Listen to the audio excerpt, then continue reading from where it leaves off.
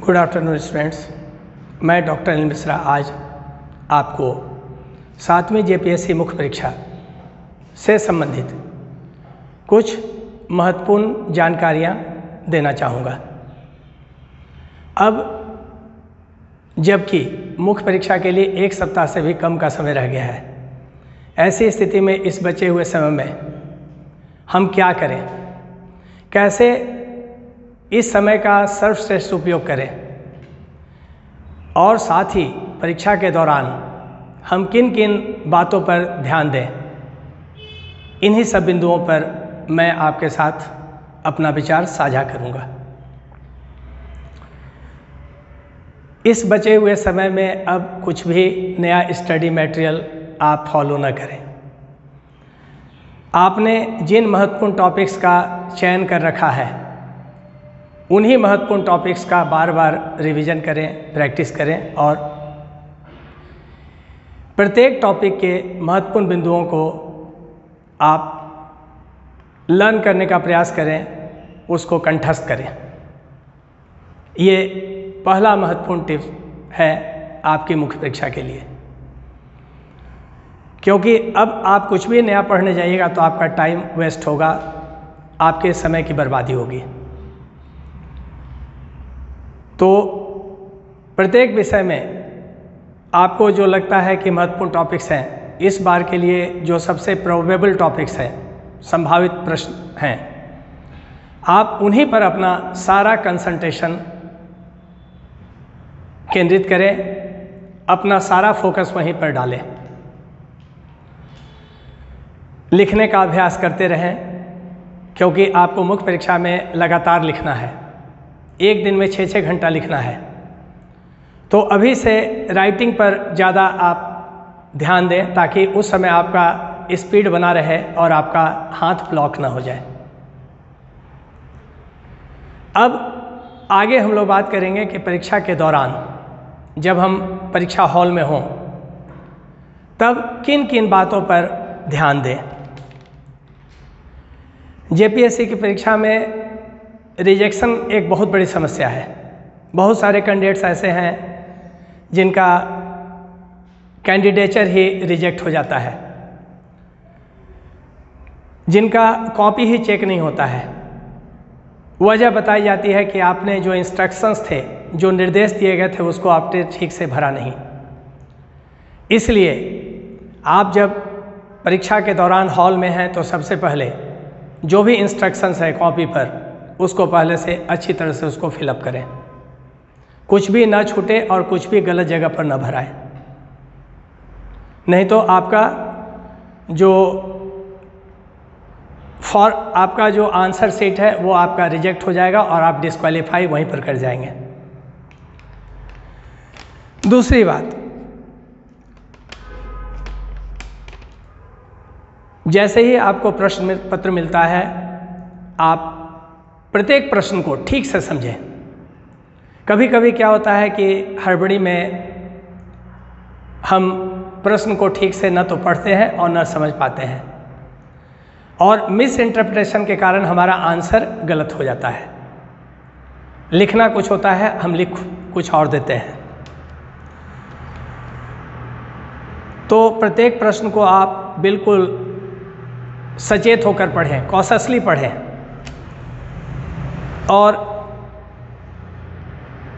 एक और बात यहाँ पर महत्वपूर्ण है कि आप किस प्रश्न का उत्तर देंगे, इसको सेलेक्ट करने में आप इस बात पर ध्यान दें कि आपको कौन सा प्रश्न का उत्तर ठीक से आता है, क्योंकि प्रश्न के विकल्प वहाँ होंगे। तो विकल्प में से हम वैसे प्रश्न का ही उत्तर देना चाहेंगे जिसके बारे में हमारी जानकारी ज़्यादा अच्छी है, ज़्यादा पुख्ता है, ज़्यादा कॉन्क्रीट है। कभी कभी क्या होता है कि प्रश्न जो है, कोई एक प्रश्न आपको बहुत हल्का मिलेगा, दूसरा प्रश्न हो सकता है कि कठिन हो। अगर आप कठिन प्रश्न का उत्तर जानते हैं तो आप कठिन प्रश्न का ही उत्तर दें, क्योंकि यही आपका जो उत्तर होगा वो आपको अन्य परीक्षार्थियों से, अन्य कैंडिडेट से आपको अलग करेगा, आपको एक अलग पहचान देगा। जब आप किसी भी प्रश्न का उत्तर लिखने के लिए तैयार हों, तो ध्यान में रखेंगे कि उसका एक रफ उसका पॉइंट्स बना लें, उसका फ्रेमवर्क बना लें कि हमको इस प्रश्न के उत्तर में क्या क्या चीज़ें लिखनी है और कैसे लिखनी है, उसका क्रम क्या होगा, उसका किस क्रम में हमको प्रश्न का उत्तर देना है। इस बात को जरूर ध्यान में रखें। प्रत्येक प्रश्न के उत्तर में 3 पार्ट पर आप फोकस करेंगे। एक तो उसका इंट्रोडक्शन जरूर लिखें, दूसरा उसका मेन बॉडी जो होगा, और तीसरा है उसका कंक्लूजन। और यथासंभव जहाँ पर स्कोप है, जहाँ पर स्पेस है, वहाँ पर आप क्या करेंगे, प्रश्न को पॉइंट वाइज लिखें। पॉइंट वाइज आंसर में नंबर ज़्यादा आते हैं, मार्क्स ज़्यादा आते हैं। प्रश्न का उत्तर आपका कॉम्पैक्ट होना चाहिए। कॉम्पैक्ट मतलब ठोस होना चाहिए और सटीक होना चाहिए। बहुत बड़ा उत्तर न दें। अगर 40 मार्क्स के क्वेश्चंस आ रहे हैं तो आप 500 वर्ड तक अपने आप को कंटेन कर सकते हैं, अपने उत्तर को कंटेन कर सकते हैं, क्योंकि आपको टाइम और स्पेस के मैनेजमेंट पर भी ध्यान देना है। टाइम और स्पेस का मैनेजमेंट का मतलब हुआ कि आप मुख्य परीक्षा में, एक तो है कि हमको 5 प्रश्न का उत्तर देना है, तो अमूमन एक प्रश्न पर हमको 35-37 मिनट मिल रहा है। तो 35-37 मिनट में हम उस प्रश्न का उत्तर कितने शब्दों में दें। एक तो है कि टाइम लिमिट है हमारा, हर प्रश्न का एक समय बटा हुआ है। अगर हम एक प्रश्न पर ज़्यादा समय देंगे तो पता चलेगा कि दूसरा प्रश्न मेरा छूट गया। इसलिए ध्यान देना है कि सभी प्रश्नों का, जितने भी प्रश्न आपको वहाँ पर उत्तर देने हैं, अगर 5 प्रश्न का उत्तर लिखना है तो सबका लिखें। कोई भी प्रश्न आप छोड़कर नहीं आएंगे। आप अगर एक प्रश्न को छोड़ेंगे तो 40 नंबर का आपका लॉस हो रहा है। और अगर एक प्रश्न के उत्तर में आप बहुत बढ़िया भी लिखिएगा तो आपको 40 मैक्सिमम मार्क्स है, उससे ऊपर नहीं जाएगा। तो ऐसी स्थिति में आप अगर सभी प्रश्नों के उत्तर को बैलेंस कर रहे हैं, उनमें संतुलन बना रहे हैं और लिख रहे हैं, तो आपके पास करने की, सफल होने की संभावना प्रबल हो जाती है। तो टाइम और स्पेस ये फिक्स कर लेना है कि हमको 35 मिनट के अंदर एक प्रश्न का उत्तर देना है, और उसमें यह भी निर्धारित कर लेना है कि हमको 500 वर्ड के आसपास लिख देना है। इस पर ध्यान देंगे। और जैसा कि हमने कहा कि कोई भी प्रश्न छूटना नहीं चाहिए। आप उसका आंसर कितना भी लिखो, मगर सभी प्रश्नों को टच करोगे। कोई भी प्रश्न, अगर 5 प्रश्न का उत्तर आपको देना है तो 5 टच करो। ये नहीं कि 4 हम बहुत अच्छा लिखा है और एक कंप्लीटली छोड़ दिए। ये मेजर लॉस होगा, मेजर डैमेज होगा। अब अगली बात जो महत्वपूर्ण है कि आंसर आपका सिस्टमेटिक होना चाहिए, बहुत व्यवस्थित होना चाहिए, हैफेजर्ड नहीं होना चाहिए। मतलब अगर इंट्रो ऊपर में लिखना है तो इंट्रो लिखें, जिस पॉइंट को ऊपर के क्रम में आना चाहिए उसको ऊपर के क्रम में लिखें, जिसको नीचे के क्रम में जाना है उसको नीचे के क्रम में लिखें। इसीलिए हमने कहा कि जब हम किसी प्रश्न का उत्तर दें तो 2-3 मिनट का समय ले लें, उसका एक रफ स्केच बना लें कि हमको उसमें क्या क्या लिखना है और किस सीक्वेंस में, किस क्रम में लिखना है। सीक्वेंस वाइज आंसरिंग होना चाहिए, ऊपर नीचे नहीं हो, अनसिस्टमेटिक नहीं हो। अब आप किसी भी प्रश्न का उत्तर दें तो भाषा आपकी सरल हो, भाषा सरल हो, स्पष्ट हो। मतलब लैंग्वेज आपका सिंपल होना चाहिए और कैंडिड होना चाहिए। कहीं भी कॉम्प्लिकेटेड लैंग्वेज का प्रयोग ना करें, कॉम्प्लेक्स सेंटेंस का प्रयोग ना करें, जटिल वाक्य का प्रयोग ना करें, सरल वाक्य का प्रयोग करें। भाषा ऐसी हो जो इजीली कम्युनिकेबल हो। जो एग्जामिनर है वो आपकी भाषा को, आपके उत्तर को बिल्कुल पढ़े तो उसको स्पष्ट रूप से समझ में आना चाहिए कि आप क्या उसमें कहना चाह रहे हैं, आपके व्यूज क्या हैं, आपके एक्सप्रेशंस क्या हैं, आपके ओपिनियंस क्या हैं। इसके बाद कुछ और महत्वपूर्ण बातें हैं। बहुत बार ये कन्फ्यूजन रहता है कि हम मुख्य परीक्षा में 1 पेन का प्रयोग करें, 2 पेन का प्रयोग करें, अंडरलाइन करने के लिए किसी और पेन का प्रयोग करें, पेंसिल का प्रयोग करें। ये गलती नहीं करनी है।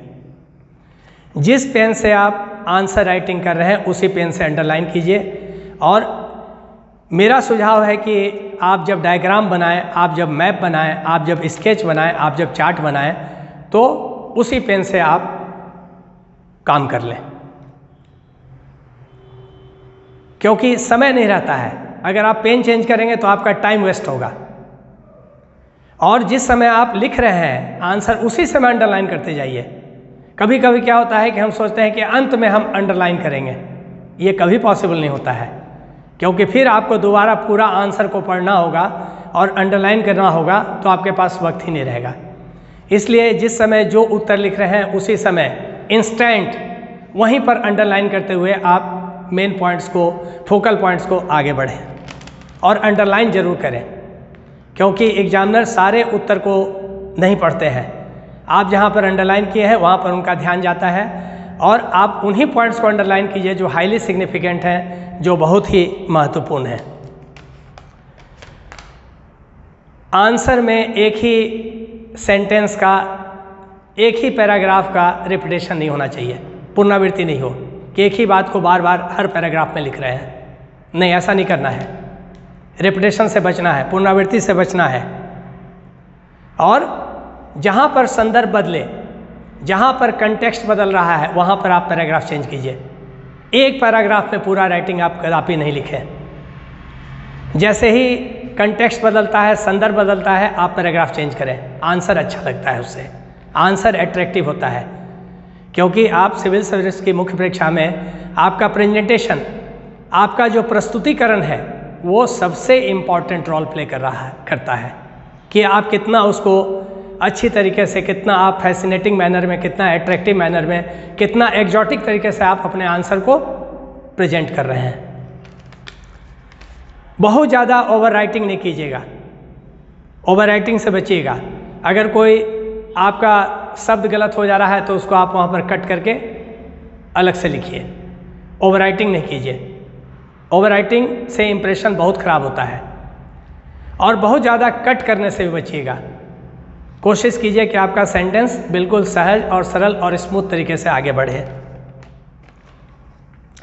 उत्तर में आप अपडेटेड इंफॉर्मेशन डालें, डाटा डालें, अपडेटेड और रेलिवेंट। जो सांदर्भिक बिंदु हैं, जो सांदर्भिक आंकड़ा हैं, जो सांदर्भिक सूचनाएं हैं, इंफॉर्मेशंस हैं, अपने उत्तर में उसको जरूर प्लेस करें। तो ये कुछ महत्वपूर्ण टिप्स हैं जो आपके लिए उपयोगी हैं। अब बचे हुए समय में आप कैसे इन पर अमल कर पाते हैं, कैसे इसको इम्प्लीमेंट करते हैं, कैसे एग्जीक्यूट करते हैं, ये सब आप पर है।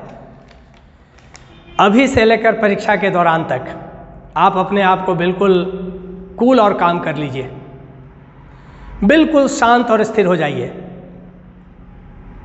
और मेहनत जरूर कीजिए, कठिन परिश्रम कीजिए, और सब कुछ छोड़ दीजिए फिर ईश्वर पर। कठिन परिश्रम मतलब बचे हुए समय का भरपूर सदुपयोग कीजिए, ऑप्टिमम यूटिलाइजेशन जिसको हम लोग कहते हैं, और कोशिश कीजिए कि अब आपका कोई भी समय बर्बाद नहीं हो। लेकिन मन को स्थिर रखकर,